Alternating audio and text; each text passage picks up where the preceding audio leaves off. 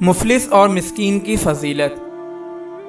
حضرت انس رضی اللہ تعالی عنہ سے روایت ہے کہ نبی کریم صلی اللہ علیہ وسلم نے یہ دعا فرمائی: اے اللہ، مجھ کو مسکین بنا کر زندہ رکھ، مسکینی ہی کی حالت میں مجھے موت دے، اور مسکینوں ہی کے زمرے میں میرا حشر فرما۔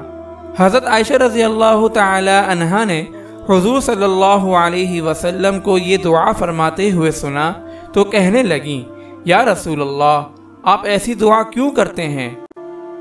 حضور صلی اللہ علیہ وسلم نے فرمایا: اس لیے کہ مساکین اپنے دوسرے فضائل و خصوصیات اور حسن اخلاق و کردار کی وجہ سے آخرت کی سعادتوں اور نعمتوں سے تو بہرہ ہوں گے ہی، لیکن اس سے قطع نظر ان کی سب سے بڑی فضیلت یہ ہے کہ وہ دولت مندوں سے 40 سال پہلے جنت میں داخل ہوں گے۔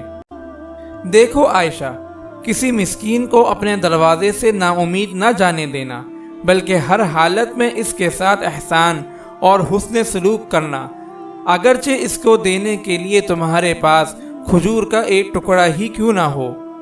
عائشہ، اپنے دل میں مسکینوں کی محبت رکھ اور ان کو اپنی مجلسوں اور محفلوں کی قربت سے نواز، یعنی ان کو حقیر اور کمتر جان کر اپنے یہاں آنے جانے سے مت روکو۔